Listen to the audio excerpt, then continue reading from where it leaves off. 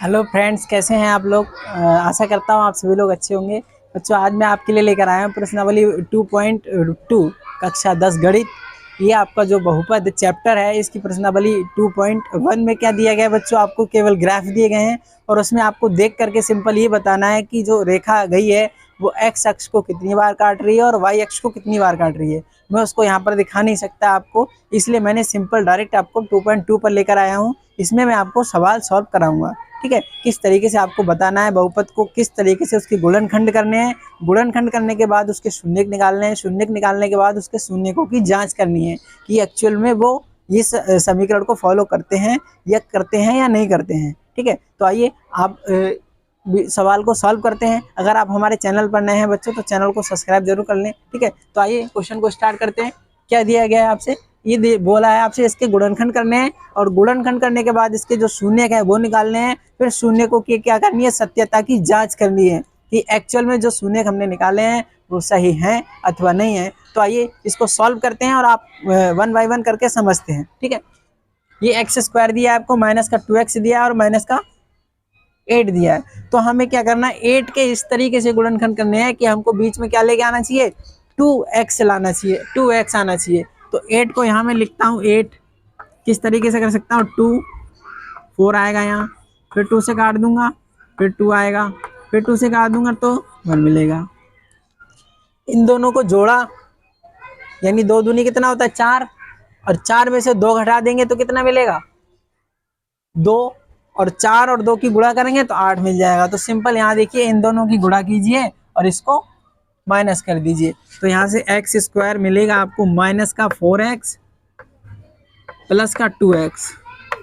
जब आप माइनस के 4x में से प्लस माइनस करेंगे तो आपको माइनस का 2x मिलेगा। ठीक है, माइनस का 8। क्लियर, इसको बराबर के इक्वल रख दीजिए, 0 के इक्वल रख दीजिए। समझ में आया ना इतना कैसे किया। देखिए आप इसको समझिए, 4 दूनी कितना होता है 8 होता है, 8x स्क्वायर। इन दोनों की गुणा और इन दोनों की गुणा बराबर आनी चाहिए। कैसे, इसकी गुणा करूंगा तो 8x स्क्वायर मिलेगा बच्चों, और जब इसकी गुणा करूंगा आपस में तो 4 दूनी 8 तो हो गया, x की गुणा x के साथ करेंगे तो x स्क्वायर मिलेगा, यानी कि 8x स्क्वायर मिल रहा है। माइनस करने पे क्या मिलेगा, ये चीज मिलनी चाहिए माइनस करने पर। 4x प्लस माइनस का है प्लस का 2x है, 4x माइनस का बड़ा है प्लस का 2x छोटा है।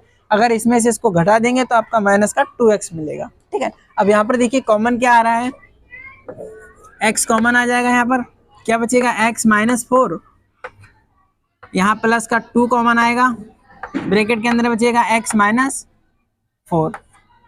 ठीक है, बराबर 0। अब यहाँ पर आपके दो गुणनखंड मिल गए, क्या, x माइनस 4 और x माइनस 2, x प्लस 2। दोनों को 0 के इक्वल रख दीजिए। पहले x माइनस 4 बराबर 0 रखेंगे तो यहाँ से आपको x इज इक्वल टू क्या मिलेगा 4, और एक बार इसको 0 रखिए, x plus 2 is equal to 0 रखेंगे तो x इज इक्वल टू मिलेगा आपको माइनस का 2। तो बच्चों ये आपके दो शून्य निकल गए। कौन कौन से, एक तो आपका 4 है, दूसरा माइनस का 2 है। अब इस समीकरण को जो दी गई है यहाँ पर इसको मैं रफ करूंगा ताकि आपको समझ में अच्छे से आए। यहाँ पर देखिए जो समीकरण ये दी गई है इसकी तुलना हम एक समीकरण से करते हैं। मान लीजिए a x square plus b x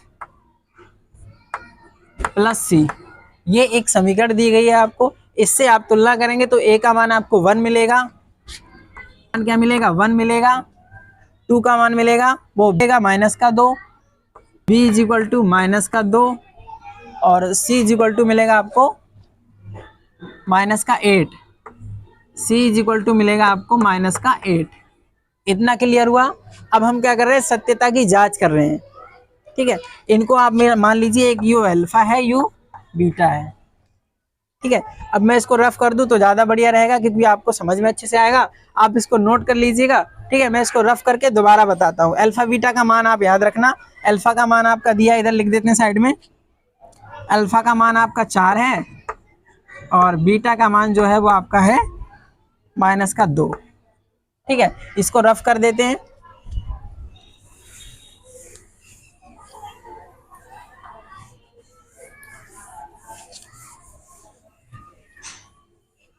अब सॉल्व करते हैं। देखिए यहाँ पर है शून्यकों का योग, शून्यकों का योग। शून्य कौन कौन से हैं आपके? अल्फा और बीटा। तो alpha plus beta is equal to minus का बी अपॉन ए होता है। ठीक है, अब माइनस का बी, आपके पास बी क्या है? माइनस का 2 ऑलरेडी है, तो माइनस माइनस हो जाएगा प्लस। तो ये आपका मिलेगा आप बच्चों 2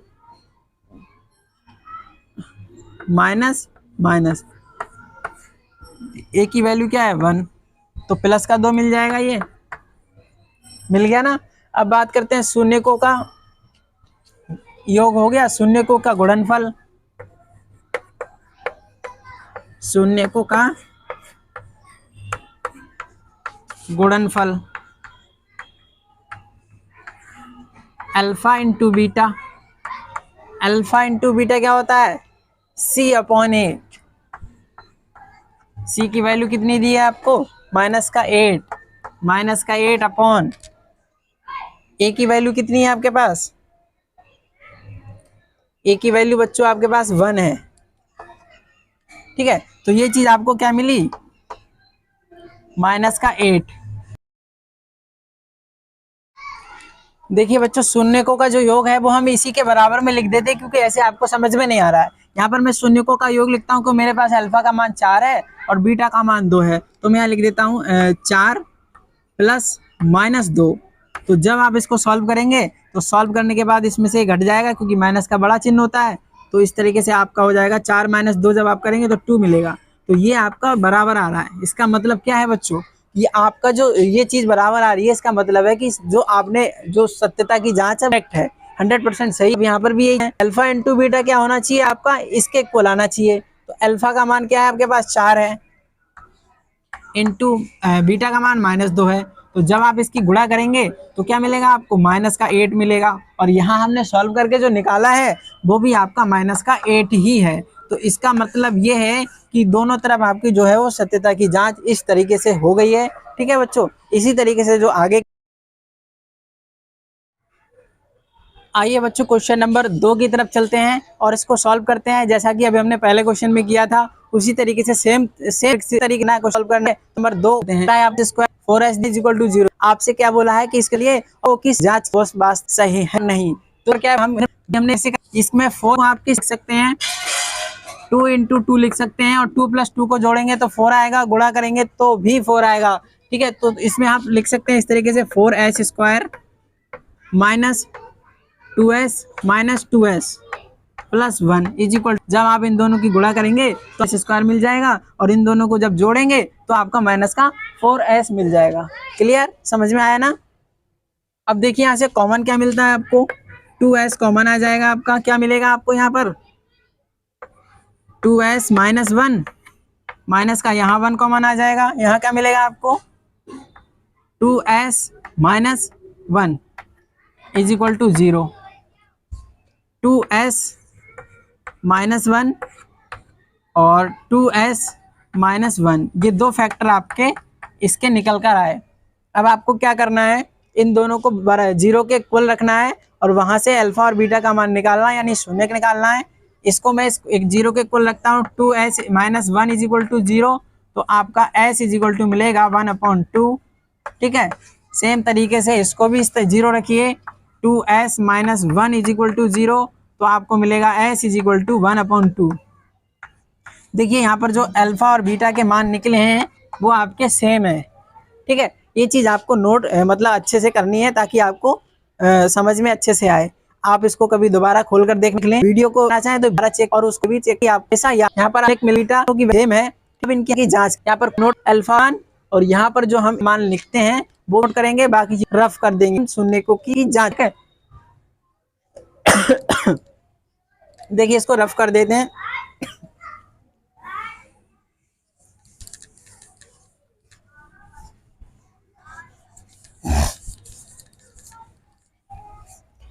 अब हम क्या लिखते हैं यहाँ पर? अल्फा और बीटा का मान, अल्फा का मान आपका है 1/2, बीटा का मान भी आपके पास 1/2 दिया गया है, और उसके बाद आपकी वैल्यू 4, ये आपका ए है, ए की वैल्यू आपकी 4 है और बी की वैल्यू 4 है और सी 1 है।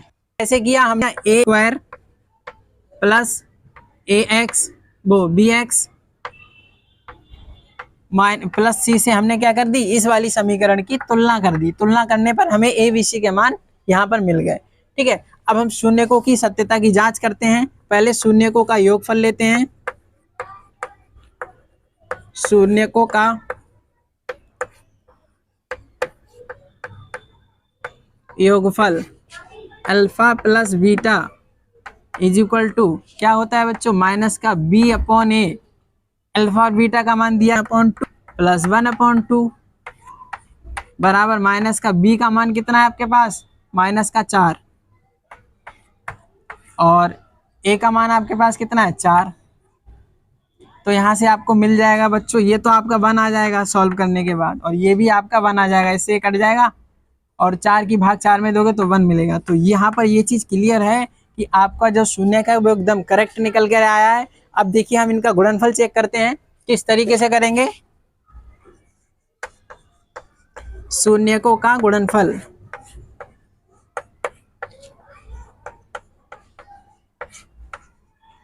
Alpha into beta, alpha into beta क्या होगा बच्चों, सी अपॉन ए।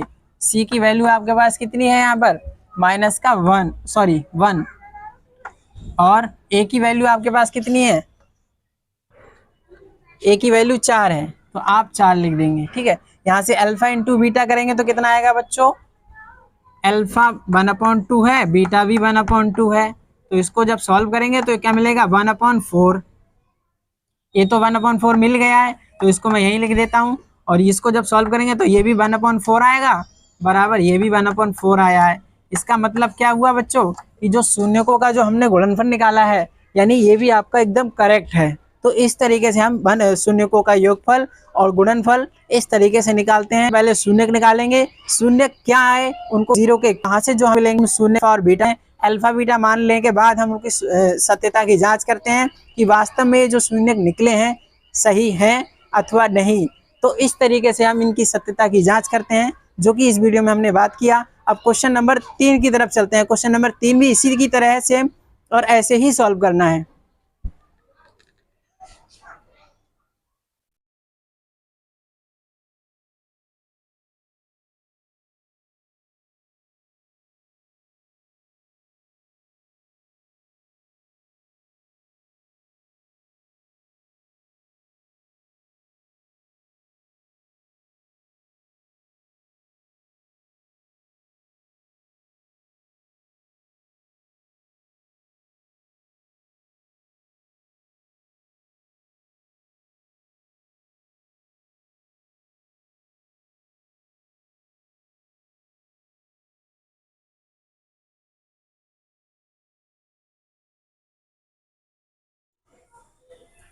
ये देखिए बच्चों, क्वेश्चन नंबर 3 है, और इसको देखिए थोड़ा उल्टे तरीके से लिख दिया है, लेकिन आप कंफ्यूज मत होना, क्योंकि मैं आपको सरल तरीके से लिखकर बता दूंगा, इसमें कंफ्यूज होने वाली बात नहीं है। थोड़ा उल्टा लिख दिया है, टर्म को इधर उधर कर दिया है, लेकिन घबराने वाली बात नहीं है। इसको भी हम वैसे ही सॉल्व करेंगे जैसे कि अभी हमने क्वेश्चन नंबर 2 और 1 किया। ठीक है, ये क्वेश्चन नंबर 3 है, इसको भी सॉल्व करते हैं। आइए देखते हैं क्या करेंगे। हम इसको 6x² इस तरीके से लिखा गया है, 6x²। इस वाले टर्म को क्या करेंगे, हम इस पूरे को उठा करके इस तरफ ले आएंगे, तो ये हो जाएगा माइनस का 7x और ये हो जाएगा माइनस का 3 बराबर 0। ठीक है, अब ये जो समीकरण है वो सही तरीके से बन चुकी है। अब हम इसके शून्यक निकाल सकते हैं, इसको सॉल्व कर सकते हैं। देखिए क्या करेंगे, वही जो प्रक्रिया हम पहले करते थे वही करेंगे। हमें 7 लाना है, यहाँ पर 7x और यहाँ 6x² दिया, 6 × 18 होता है। तो 18 के फैक्टर हम किस तरीके से करें, ये 18 कैसे आया ये समझ लीजिए। 6 की गुणा मैंने 3 से कर दी है, 6 की गुणा जब मैंने 3 से की तो 18 मुझे प्राप्त हुआ। 18 प्राप्त हुआ तो मैं 18 की क्या करूँगा, गुणनखंड करूँगा। गुणनखंड करने के बाद 2 9 कट जाएगा, फिर 3 से कटेगा, 3 × 9 होता है, फिर 3 एकम 3 होता है। देखिए 3 दूनी 6। ठीक है, ये 6 आ रहा है आपका। 6 में से अगर आप 2 घटाएंगे नहीं बनेगा। 3 दूनी 6 -3 नहीं बनेगा, 3 × 9 -2 बन जाएगा। अगर 3 तिया 9 माइनस 2 तो क्या मिलेगा आपको 7। यहाँ पर देखिए 3 की गुणा की मैंने, कितना मिला 9, और 9 में से मैंने 2 माइनस किया तो मुझे 7 मिल जाएगा। यानी कि क्या, यहाँ पर देखिए 6x² माइनस का 9x माइनस का 2x, सॉरी प्लस का 2x माइनस 3 बराबर 0। कैसे किया फिर से समझ लीजिए। हमको क्या लाना था, जोड़ करके क्या लाना है, ये चीज़ लानी है। तो जब हम इन दोनों को जोड़ेंगे तो प्लस का 2x घट जाएगा 9x में से, तो 7x आपका माइनस का बचेगा। सेम आप इसकी गुणा कीजिए, कितना मिलेगा 9 दूनी 18, 18x²। इन दोनों की जब गुणा करेंगे तो 18x² मिल रहा है, और इस वाले टर्म और इस वाले टर्म की गुणा करेंगे तो भी आपका 18x² मिल रहा है। ठीक है, अब यहाँ पर देखिए कॉमन क्या आ जाएगा आपका, 3x आपका कॉमन होगा, तो यहाँ आपका बचेगा 2x माइनस 3। क्लियर। फिर आपका यहाँ पर माइनस का प्लस का 1 कॉमन हो जाएगा, 2x minus 3। Clear, is equal to 0। समझ में आया इतना। दो फैक्टर यहाँ से आपको मिल जाते हैं। फैक्टर क्या मिलेंगे आपको, 2x माइनस 3 और 3x प्लस 1। ये दो फैक्टर आपको मिल चुके हैं। इन दोनों को आप 0 के इक्वल रखो, जी को 0 के इक्वल रखोगे तो आपको यहाँ पर शून्यक मिल जाएंगे। वो शून्यक आपके अल्फा और बीटा कहलाते हैं। यहाँ पर देखिए मैं इसको 0 के इक्वल रखता हूँ, तो 2x माइनस 3 बराबर 0। तो यहाँ से आपको मिलेगा x इज इक्वल टू 3/2। इस 3 को उधर भेज देंगे, प्लस का हो जाएगा और उसके नीचे भाग में चला जाएगा, यानी x का मान क्या आया 3/2। उसी प्रकार आप इसको देखिए, 3x plus 1 is equal to 0। यहाँ से 1 को उधर ले जाएंगे तो x इज इक्वल टू क्या होगा, माइनस का 1/3।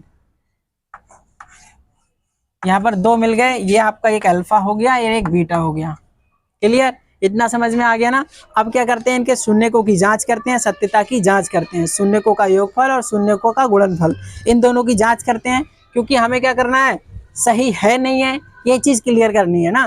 तो हम क्या करेंगे, इसके शून्यक जो निकले हैं इनके सत्यता की जांच करते हैं। तो आइए इसको रफ कर देते हैं। पहले अल्फा और बीटा का मान लिख लेते हैं ताकि आपको दिक्कत ना हो। अल्फा का मान आपका है 3/2, अल्फा का मान आपका है 3/2 और बीटा का मान है आपके पास माइनस का 1/3। ठीक है, इस चीज को आप नोट कर लेना। ठीक है, इसको रफ कर देते हैं, फिर सॉल्व करते हैं सवाल को।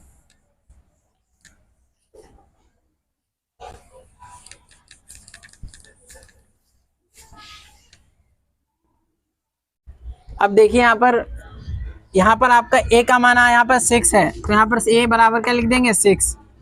यहाँ पर b की वैल्यू आपके पास कितनी है, माइनस का 3 है, और c की वैल्यू आपके पास यहाँ पर कितनी है, यहाँ गलत हो गया, यहाँ पर देखिए ये उल्टा लिख दिया ना मैंने। इसको फिर से सही तरीके से लिख लेते हैं, 6x² माइनस 7x और माइनस 3 इज इक्वल टू 0।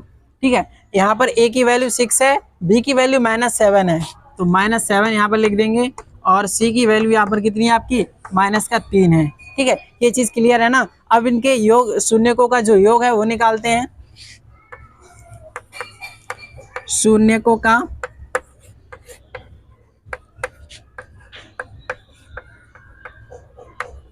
योगफल क्या है, alpha plus beta is equal to कितना होता है, माइनस का v/a।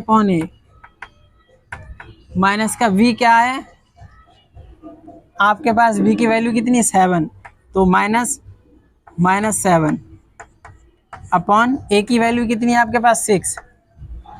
ठीक है, अल्फा और बीटा का मान, अल्फा का मान आपके पास है 3/2 और बीटा का मान है आपके पास माइनस का 1/3।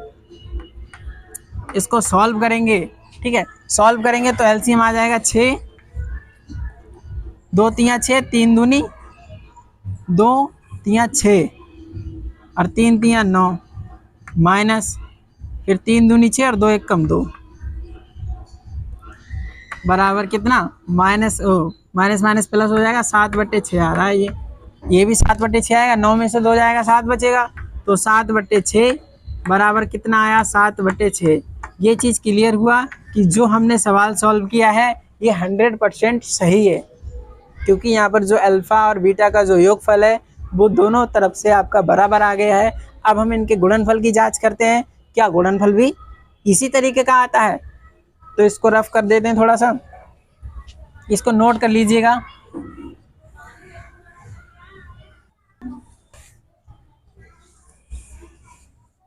शून्यकों का गुणनफल,